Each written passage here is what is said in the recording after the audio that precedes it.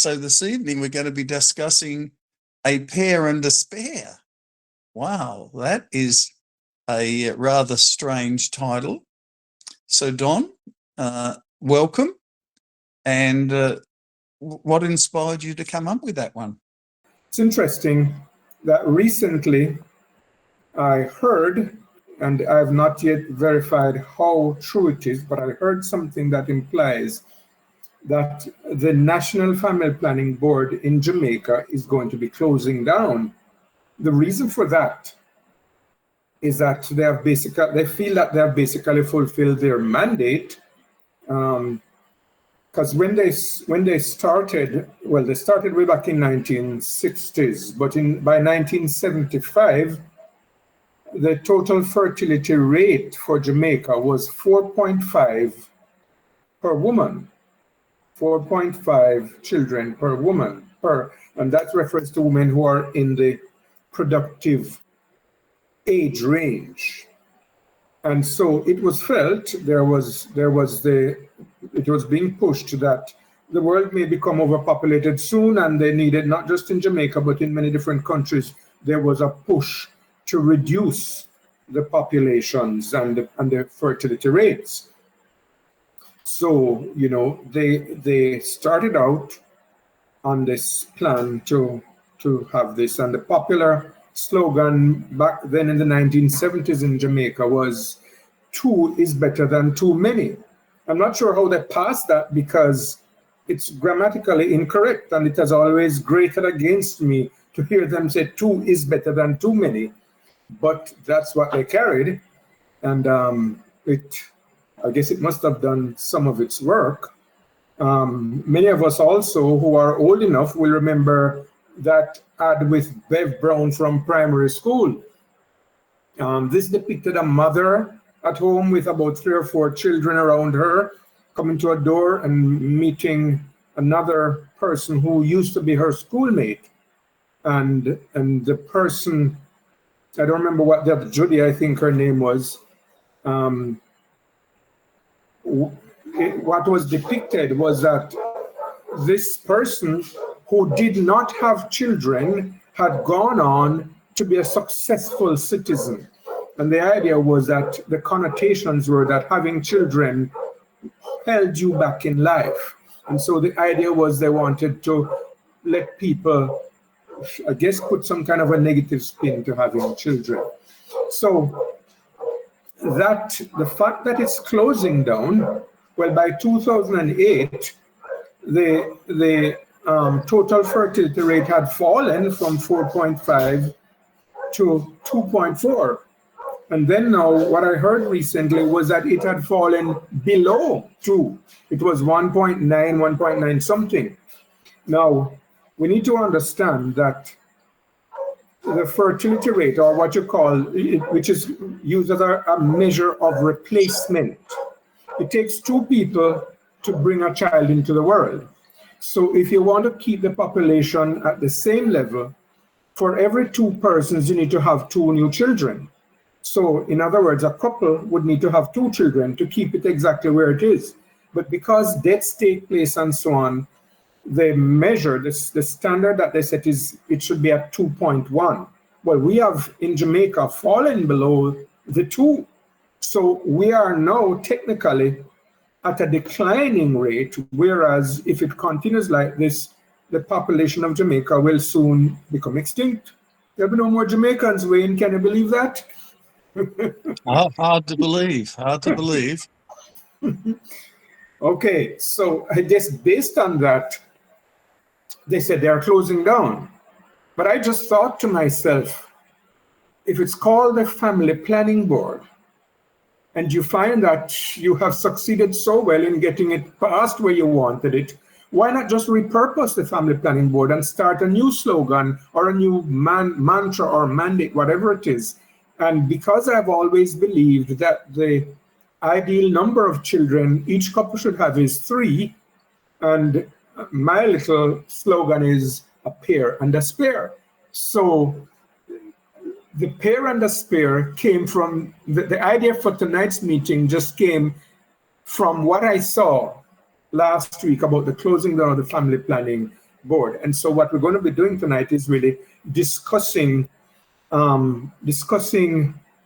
well, maybe ideal numbers, maybe number of children people should have, the pros and the cons. And I'm sure that our audience tonight will have things to say about it. Well, 3 children would really, as I said, the replacement rate should be 2.1, but you can't have a 0.1 child. So if it's going to be more than 2, clearly it has to be at least 3. But apart from the total replacement rate, though, there were some probably previously unforeseen spill-offs of this campaign, and Marlene has agreed to share some of those with us. So Marlene, over to you. I say thank you and good evening to everyone. And I was saying that, it's always a pleasure to join in on the forum. The topics are very interesting. Don has a very creative way of coming up with these topics, and the discussions have been very lively, and I anticipate that we are going to have a lively one. I mean, the topic is not the usual kind of topic that we have been discussing, but it's a very interesting one nonetheless.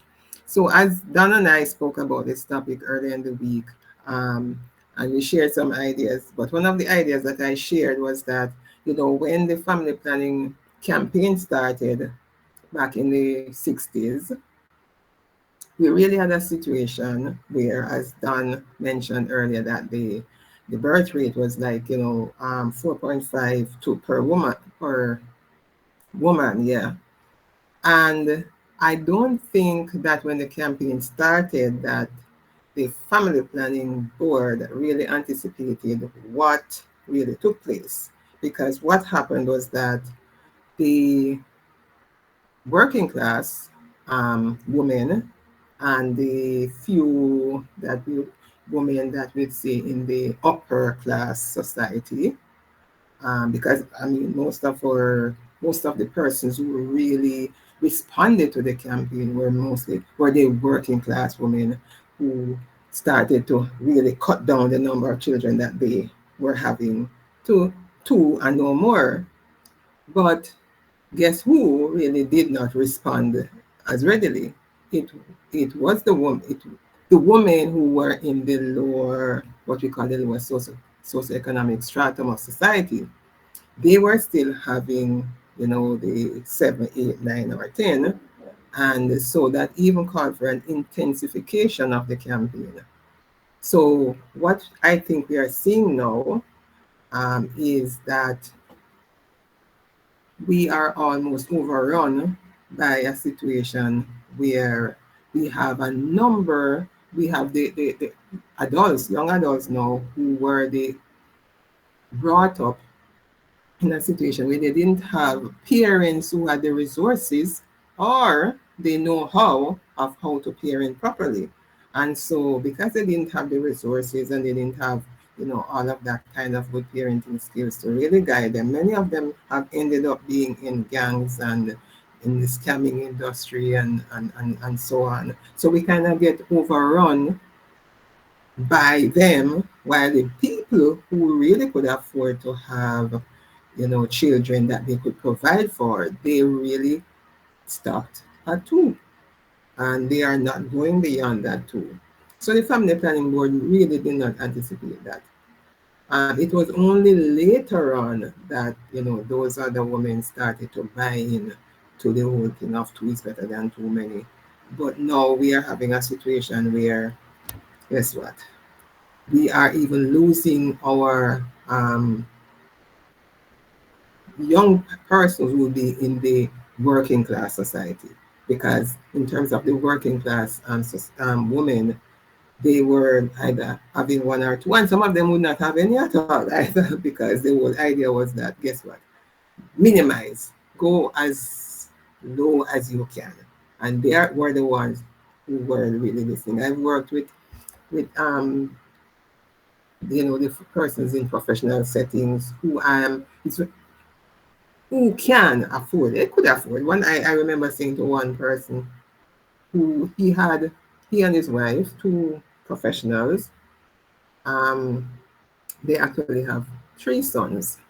And when I said to him, what happened? I mean, the boys need a sister.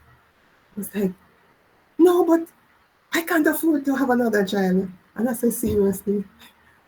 You can, I mean, I was kind of being really, upfront. I said, this is what happened because, based on everything, we know that you can really afford more children. But what you do, what about the other people them out there who having them 5 and 6 and you're going to overrun your sons? Just jokingly say that.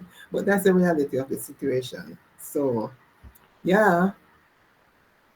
Should we really have the pair and the spare, or should we really be sticking to the two? Two are better than too many. 2 is better than too many. Yeah, so I think that, there's some food for thought. Thank you very much, Marlene, for that food for thought. And I was interested in the Family Planning Board's slogan, 2 is better than too many. Well, they need to revert it now, don't they? 2 is better than too few. Because if they've gone under 2, then, wow, that's interesting. But Don, you mentioned that you think the ideal number is 3 children. So apart from trying to achieve replacement numbers, do you have any good reason why you suggest 3? It's been decades since I thought that was the right number, and I can't remember exactly why I came up with that number then. But so I'm reluctant to define limits, except to say I don't think you should have less than 2 children. I don't think any couple should have less than 2 children. But I don't want to define even an upper limit, though I said a pair and a spare. I would put that as a minimum for a couple. But there are a few good reasons to have 2 or more children that I can suggest. So in my opinion, 3 may be the least number a couple should aim to have. But here are a couple of reasons that why, well, more than a couple of Jamaican couple of reasons why it's good to have more than 1. So number 1, when you have 1 child, what you'll find is that the parent or parents have the responsibility of being the company for that 1 child. That child doesn't have any peer, any sibling to play with, to talk with, or so on. So the child is constantly coming to the parents for attention. And so it puts more pressure on you as a parent to have to manage that child, to care for that child. So with other children in the family, they'll go and play, they will interact with each other, they go play hide and seek, and occasionally both of them or all 3 of them or 4 or 5 will come to the parents, but they don't need your constant attention. I remember my parents had 10 of us. They did their fair share. And I remember, like, on a Sunday morning, they would try to sleep in late, and that's when all of us would barge into their bedroom and jump on the bed, or we'd start wrestling with our father. So we needed that kind of interaction, we wrestled with him, but generally, and he did give that. So it doesn't mean that you're not going to do those kind of things with your children. We used to go play cricket with them outside and all those things sometimes. So he did that. But you don't have to be there all the time, full time, looking after your child, providing company for your child. And what's happening today, especially based on what Marlene just shared with us about the spill-off there, what's happening is that what people are doing in order to substitute for the company is they're giving them phones and tablets and all these things to play with, and they become cyberspace zombies. And after a while, they don't know how to interact with real people in the real world. They don't know how to play dandy shandy anymore. They don't know how to play hide and seek. All these things they don't do anymore, because every free hour is what the parents sent them to. Go play with your tablet. Go use your computer or go watch TV. That's what parents do, because you really can't keep up with a 1 child. And so that's one good reason. And of course, the more you have, to an extent, the less need they have for your constant attention. So that's point one. Point two, as children grow, parents find that they now have somebody else in the home who can take some of the pressure of work off them. Running the errands, going to the fridge, go get me the butter, go get me this or so on, go outside, take those clothes off the line, things like that. You can now engage your children in the activities, and remember, this is helping the children learn to be better citizens. So the more children you have, so one child, if you have one child and this child, you're asking this child to help around the house, it's going to be pressuring on this one child. Everything you need, you're calling this child. Every move you make, Marlene, come and get this for me. Marlene, hold this for me. Marlene, do this for me. But when you have two or three, you can take turns with them. One does something, another one does something else. So that's 2 points. Number three, larger families are usually stronger socially. There's a sense of security and safety in numbers. Your children are less likely to be bullied when people know that they have siblings.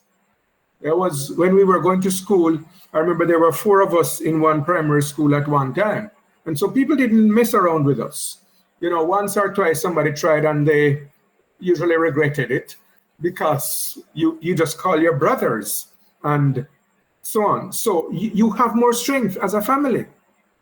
Then next point, in good times and bad times, it's always good to know that there are others who can feel and identify with your experiences.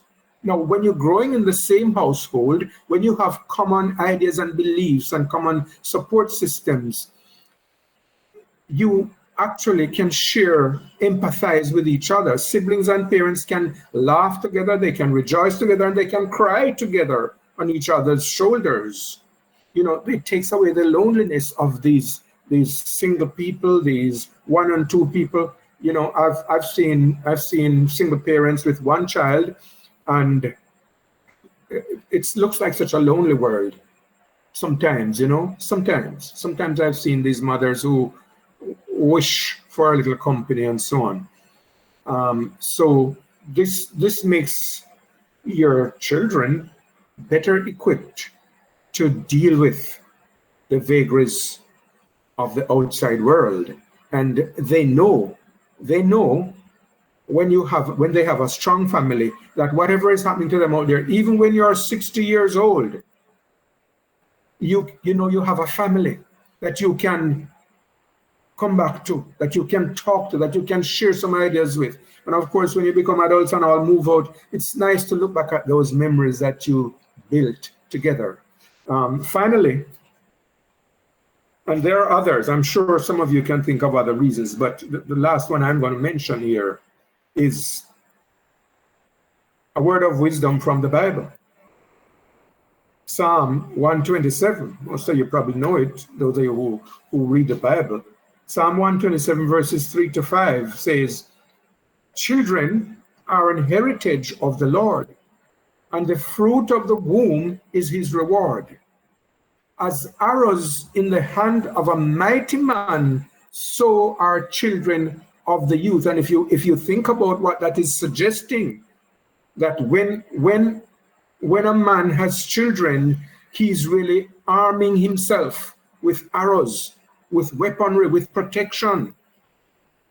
And then verse 5 ends by saying, "Happy is the man that has his quiver full of them, full of these arrows. They shall not be ashamed, but they shall speak with the enemies in the gate." I remember one incident as a youngster when my father, I wasn't that young anymore, I was an upper teenager, maybe almost 20, and there was an issue with my father and somebody under a fence. Somebody came and erected a fence close to our house, and he thought he had the right to do so.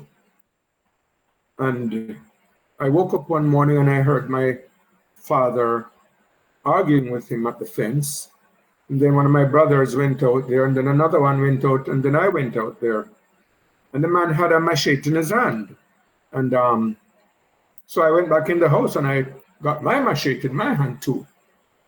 And they were there talking back and forth and nobody was agreeing with each other. And I said, well, listen, by our understanding, this fence is to go down. And I started chopping that fence. And the man just backed off, and he was quarreling and screaming, but he backed off, and we took down the fence. If my father didn't have us at that time, you know, this man has a machete. I don't know if it would have been just a big argument and then nothing comes of it, or the man might get angry and do something. But that man never tried anything again. So the verse says, they shall speak with the enemies in the gate. Your children can also serve as security and protection for you as you grow older. So I believe that having a fair number of children is not such a bad idea. Thank you, Don. I looks like your mum and dad got the full quiver okay. And I am learning some things about Jamaica. What was it, a Jamaican couple? Sounds like that can be any number. But I am also very familiar with hide and seek, but never heard of dandy shandy. But so Marlene, I've got a question for you, but have you got something to say first? If so, go ahead. Okay, thank you. Well, I just wanted to, well, I agreed with, you know, just about everything that Don said, and I wanted to, you know, support what he said, you know, because I grew up almost as an only child. Well, I had two siblings before me, but they were much, much older than I am. And so when I came into the home, they were not there. And, you know, and probably that is why when I was younger, I wanted to have 6 children. And when I realized the kind of responsibility that it requires, I decided that I wanted to have 4. And why 4? Because if you have 4 and hoping that there's a balance in the sex, then each boy will have a girl, each boy will have a sister, and each girl will have a brother, at least a brother. Yes, so each boy will have at least a sister, and each girl will have at least a brother. Yeah, so I thought that would be nice.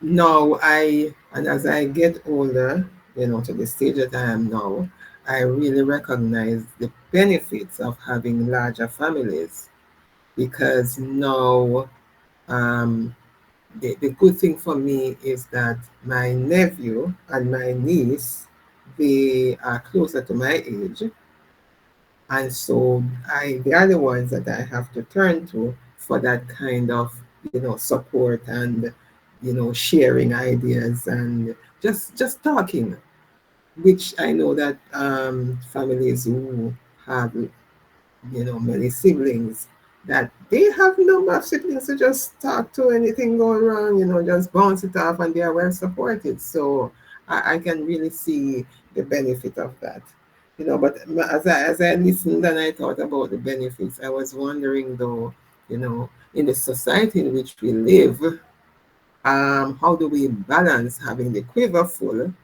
with the financial, you know, demands that raising children require? So, yeah, I know that I just posed a question, but I know that again is a question for me. You did very well indeed, because you answered the question I was going to ask you about your opinion of numbers of children. So that was good.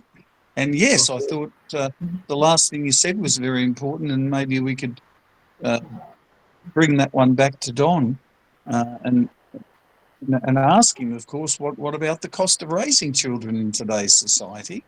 Isn't that a good enough reason to limit the number of children sustainably?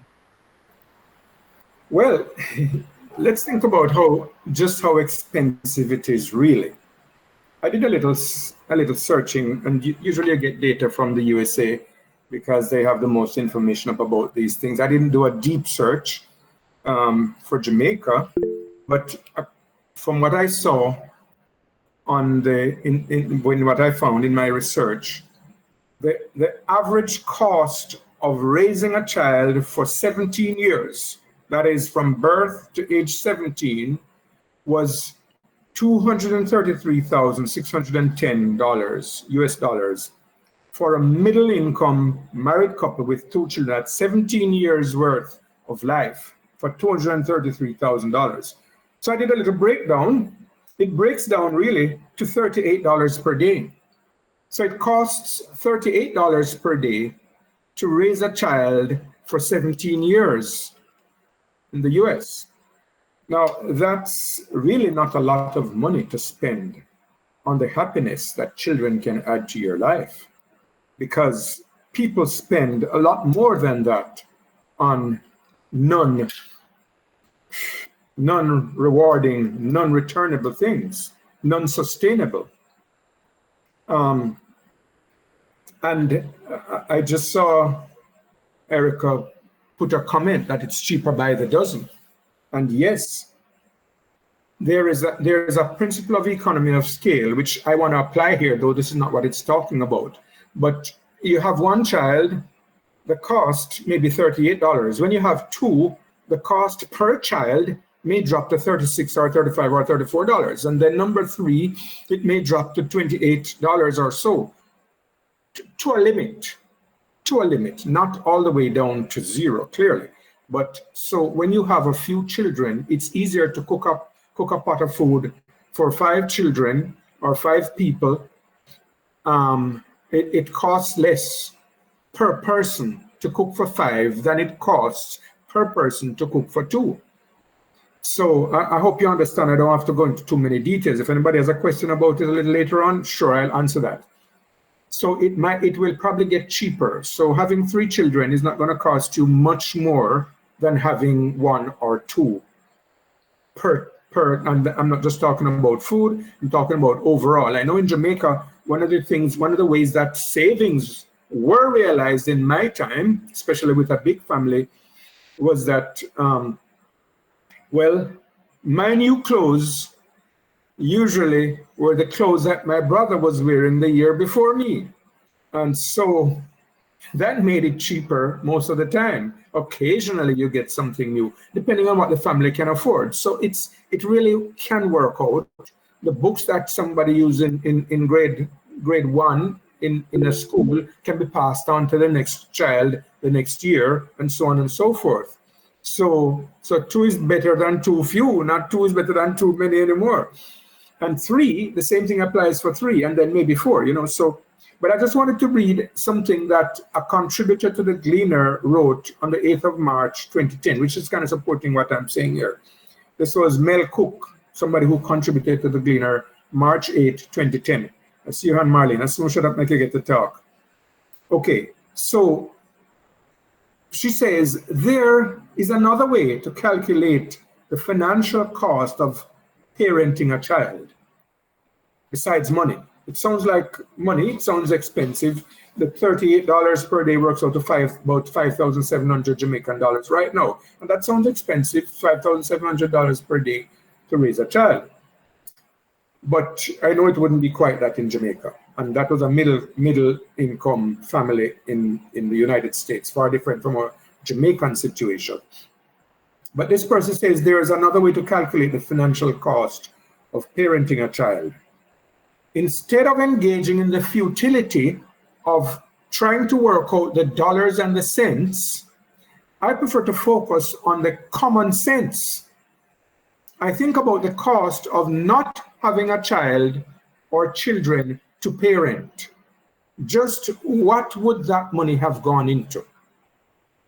More expensive car, a bigger house, buying a lot of beer, partying every weekend, investing in retirement funds, trips to Russia or Thailand, playing the stock market. I have no idea, but one thing is sure. Well, a couple of things. One is the cliche. Nothing would have been more rewarding. Nothing would have been as rewarding as the children. The other is that just as I cannot calculate how much money we have spent on our children, I'm sure I would not be able to pinpoint where the money I earned had gone if I had no children to spend it on. We can all testify to that. You spend and spend and spend, and you don't know where the money's gone. There would be major waste. Having 2 bottles of coconut water where one would have been enough, driving to Negril and back just because I feel to. There would be all that expenditure on telephone calls and changing shoes that have lots of wear left in them. Plus, there would be investment in that particular Chinese bank, which pays, or maybe Nigerian bank that pays no interest, does not permit withdrawals, or even keeps your name on the account. It is far better to be broke and experience the joy and frustration of having your children than to be broke and not have them, because you're going to be broke anyway you take it. So I just thought I'd read that because it expresses pretty much the sentiments I have. I'd rather have my children around me living under a tree than living a nice, lovely house and not have my children to share my life with. That's my thought on it, Wayne. But Marlene, your hand is up, so you probably want to go ahead now. Yes, Don. Thanks again. Yes, and I certainly agree that having children, is priceless. It is not something that I would give up, for anything else. And I remember too, as you spoke up earlier, when you said that, you don't believe in having one child. And I fully agree with you, because I remember when my son was alone, when he didn't have his sister, and his cousins used to come up and play with him. And I remember one day when they left, he put his hand on his head like this and said, "Oh, them gone," and he started to cry. And I felt so sorry for him. I said, no, this really is not good. This boy needs a sibling. And so, yeah, the decision was made that he would have a sibling. Yeah, and I listened to you talking about, it's not really more expensive cooking a pot for 5 compared to cooking a pot for 2 and so on. But I must consider that the situation today is still different. They're providing in terms of food and in terms of clothes, so your younger sibling can get the wear what you wore before, the hand-me-down. Yeah, I was trying to remember that. Can get the hand-me-down. I don't know if Wayne is aware of that. And that part is true. But what is different is that when you and I went to college was free. We didn't have to pay for tuition at tertiary. We didn't have to pay for tuition at any level. And so, regardless of the number of children that you had, once they were, smart enough to make the grade to high school, and they were interested and smart enough to make the grade to tertiary level education, they could go. It was no extra, demand on your pocket. But that's not so anymore. And so you no longer grow children up to age 17 or 18, because when they are at that stage and they are stepping into tertiary education, it's a lot of money, and you will have to still be providing for that. So it's not as easy anymore. And so from very early, you have to think about, will I be able to send them through prep school, through high school, and even more so, will I be able to give them a tertiary education? Because if you don't, it's like they just, flounder around in society, and you want your children to be better off than you are. And so that is a consideration that we must, look at this time in our lives. Yes, Marlene, I agree with you. We have to consider these things, and a lot of it depends on our perspective and our approach.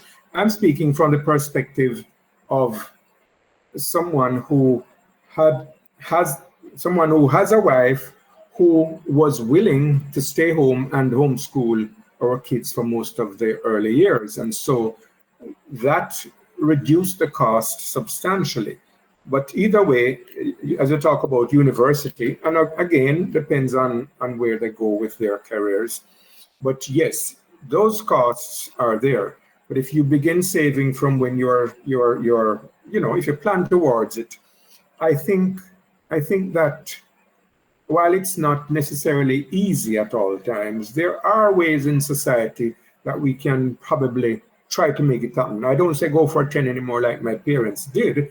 And I would say that as you consider your circumstances, you have to put plans in place. If you want to have 4 kids or 5 kids, you have to put plans in place so that you'll be able to deal with it when the time comes, and also think of the alternative. The truth is that sometimes people have 1 child and they still can't afford it when university comes. So it requires planning. The sad part of it, which I don't even like to mention, is that sometimes people have 1 child because they think they won't be able to afford 2. And then something bad happens to that 1 child. I've seen it happen over and over. Just when they're ready to go to high school or to university or somewhere. One of the first principals I worked under, I think she was the second principal I worked under, she had 2 sons, and they went to college, went overseas to the university, and while they were there, they went swimming in a lake, and one of them died in the lake.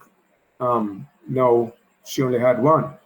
So her pair was no longer a pair, and I've heard sad stories right here in Jamaica of people whose only child got killed in different circumstances. It's kind of morbid. It's not a good thing to talk about, and it's not something you want to plan towards and say, well, I want to have more that in case 1 dies. No, I'm not really saying that. I'm just saying that we don't know the future. We don't know the circumstances.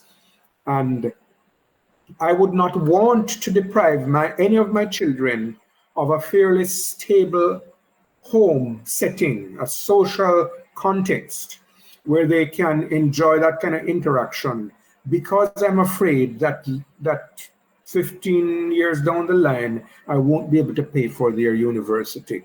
I would rather have them, grow them up in love and nurture and so on. And then if I can't pay for it, well, they're going to get a student's loan probably, or something else, and then make it from there. Or if they don't go to college, I teach them some kind of skills.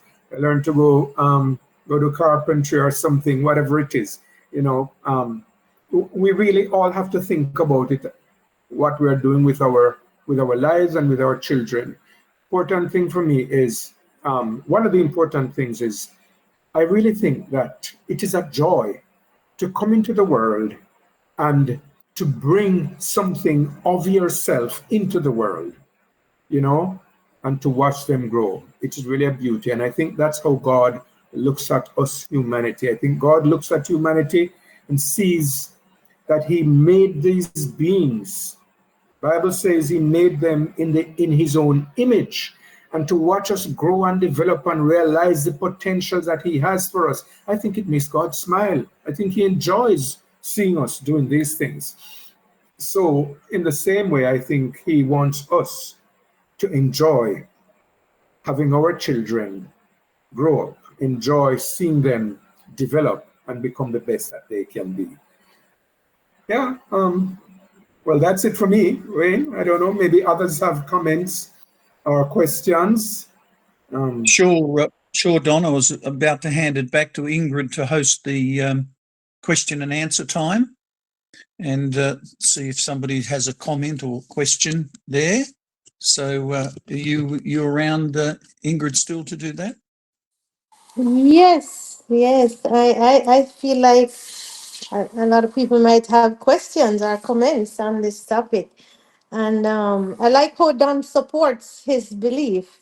And one reason I think Don supports his argument so much is that his wife loves babies. Erica likes babies. So there she go blowing. I know I kind of share the two pair and a spare, because I myself had a pair and a spare. And it's funny, my daughter, my second daughter, she now has a pair and she says she wants another one. I don't know why she's trying to follow me or what's the reason. But some mothers just like being pregnant, like having babies and like having company for the children, their siblings to share in the fun of growing up together and all of that. So I want to share something. I have worked with an elderly lady and she lost her husband, so she only has two sons. Now, for me, I'm looking on at what's happening to her, and I wish she had a third, but I wish she had another one because one son pays her a lot of attention, the other pays her no attention, and it bothers her a lot. It bothers her, and she just constantly talks about the other one, and yet he doesn't have the time to attend to her the way she expects to, or the way she even needs. She needs that attention.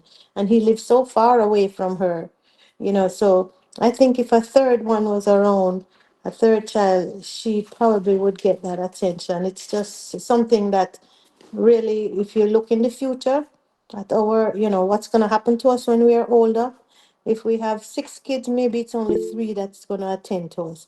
If we have two, it might just be one. And like in this lady's case, it's two, she has two, and the one that pays attention to her doesn't even give her as much attention. And we need that. It's no joke. We need that when we are older. We really need that kind of attention. If it's even a phone call. I've even worked with other elderly people, so I noticed they look forward to the phone call, just a phone call, if not a visit, or a conversation. That's so important. So those are some of the good reasons that we should have a peer and a spare. Brother Ted has something to say. Go ahead, Brother Ted. It's not a question, it's a comment. And I want to say to Mr. Presenter that I identify with many of the things you say. And more specifically is our family circle growing up with other kids in our families. And that to me was boy, a lot that carries a lot of wonderful memories because together as children we were able to play different games from Brown Girl in the Ring to Zulu Warrior. I mean, families are nice, and we together as children, we can enjoy so many things because we enjoy the company and cuddling and care of our mother and father in a different way. We as kids now, we have our games to play, we have our interactions at different levels, and that was really enjoyable. Yes, so I can identify with what you say, my brother, and that it is true that when parents have quite many of them or have their quiver full of them, it can be really enjoyable. Okay. Thank you, Brother Ted. Anybody else have anything to share or a question? Any comments? Yes, it's a comment. I totally agree with the speaker. I mean, as they say, the Bible said that, multiply, we're here on earth to multiply, and the more, the merrier. And as you said, having a pair or having a single, sometimes the pair, one will pay attention and one won't pay attention. And I'm kind of experiencing that in my family, where I'm one of eight kids, and out of the eight, it's just like maybe one or two pay attention, to the parents. So I totally agree when it's more, but sometimes some don't, and it could be a lot, but it's one of eight, and some of them turn their back. The next thing is I've also worked with you know, this lady, and it's sad to say, but it's a little bit off track of what you mentioned with, the ones, the threes, the fours, the many. This one lady, she have no kids, you know, and it hurt my heart. It's pain me, it's grief to see, she have all her wealth, she have all her stuff, and yet she don't have no kids around her, none, you know it's really a blessing to have children. You never know which one, how many gonna take care of you, but at least one out of the lot will take care of you. So I do agree, children are blessings. Thank you. Yes, thank you, Camille. Go ahead, Erica. Mhm. Yes, the baby lover. It's I didn't even realize how much I love the babies until a certain stage in my life, and there were just some uncertainties. Those things kind of prevented me. Child Bearing a child is a very painful experience, and so that was one of the deterrents. Now, I believe now, and I would say to my own children, I told them the numbers that I want, how many grandchildren I want. I've already told them that. And they know they're not going to come to me with any one grandchild sort of thing. No, no, no, no. Yeah, one's going to have 5, and I must end up with about 15 from my 3 children. So that's what I told them. And, I I just want our young people. I don't know. I can't tell you what to tell your children, but it's when I recognize how much I was scared and all that, and I thought too much. I thought too much and tried to be too careful. Um, and so I have the 3 here. The Lord know that if it was left up to me and I was thinking about my circumstances, maybe it would just be 1. But I think we should encourage, after having these kind of talks and knowing the benefits, when your children come to you and say that they can't afford it. I can't afford what? I tell them, I said, I stand ready. If any one of you should have your children, if you get married and have your children now, you know that I'm a big supporter. And in whatever way I can help. So when I do things now, I'm not just doing it for myself or just I'm doing things, and I'm putting things in place also for my grandchildren. What I plant, I think about my grandchildren. The place I'm building, I'm thinking about my grandchildren. I just tell them we just occupying things until our time is up. I talk to them just like that. I said, Dan and we're just occupying until our time is up. Okay? But this is for you, and this is for your children. So in a way, I am preparing for my grandchildren, because I want my children to have children. I want them to have children, and I want more godly children around, because these ungodly people are just spreading themselves all over the earth. And if the Christians decide to just cut down only one because I can't afford this, it's not about you. It's about what the Lord is able to do with you and your children. I think we limit God, and we think too much about our account, our bank account, and our lack thereof. And I just believe that we should try to get our children to enjoy this whole thing about child rearing, because I think that is God's intention. So yeah, I really encourage my children to have children, but they don't want to start it. So I just have to go and wait and stay in my corners until if and when.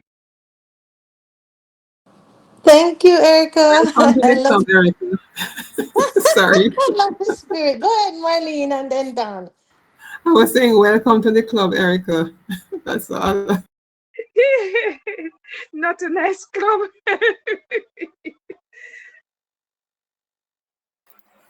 All right. I'm glad Erica mentioned that thing about Christians and having children, because when Marlene spoke about what happened as a result of the family planning thing, where certain types of families actually implemented family planning, thus cutting down on the number of positive people in society, while the other side of society didn't start cutting down so quickly at all. And so they were generating. And so what you had was that you had a multiplication of the, what I will call, negative factors in society.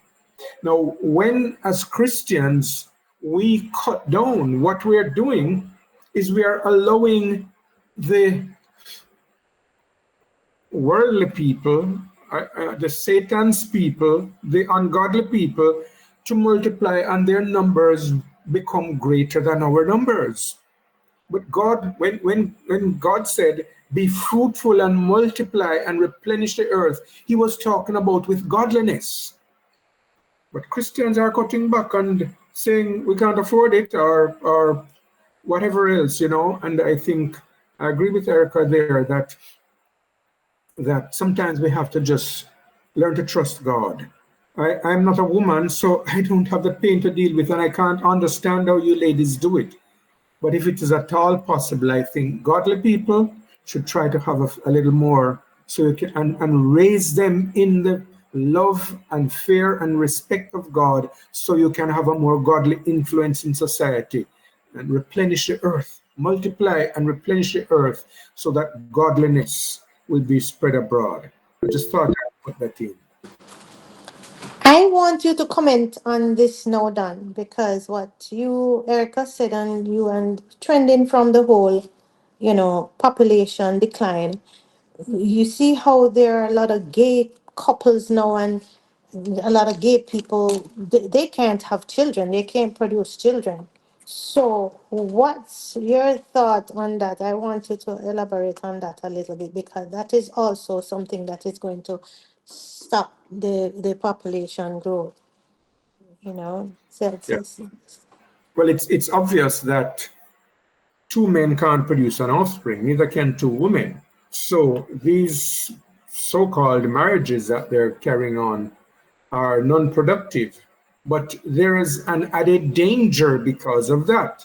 Because what they're doing, because they know they can't reproduce, what they're doing is they're infiltrating even the Christian homes with the mindset and converting people to their way of thinking. It's amazing how many otherwise intelligent people are buying into that kind of thought process. I see so-called Christians who are accepting it, and this is something we need to be aware of and to be afraid of. So they're not having their own children, but they're encouraging other people to have their children, and then they convert them to their way of life. And some of them are adopting children. How on earth this is allowed? It only speaks to the decadence in our society and in the world at large right now.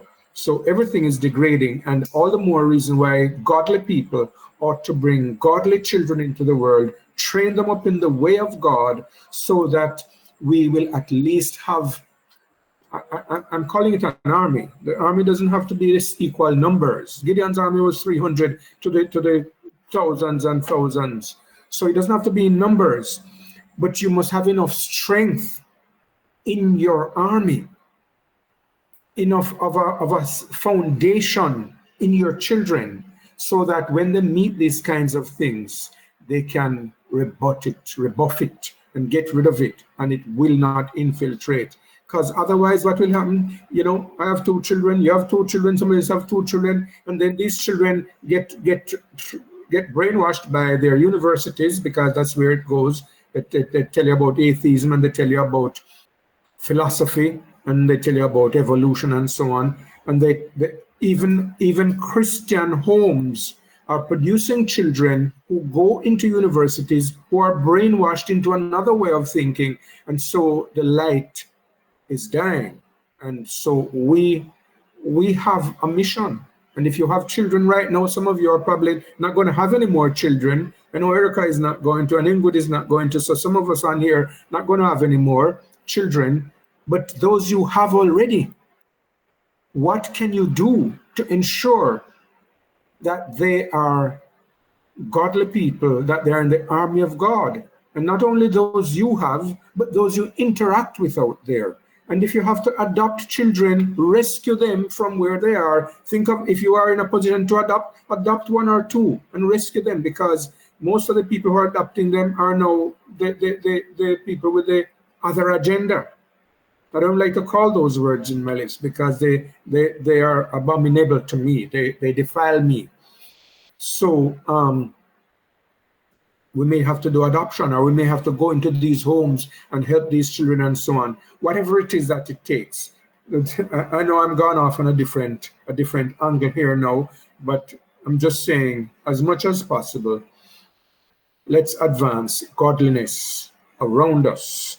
And one way to do that is to produce godly children. If you are able to, and you know your circumstances, bring forth godly children into the world, train them up in the way of God, that when you leave this world, you have left the light of God burning behind you.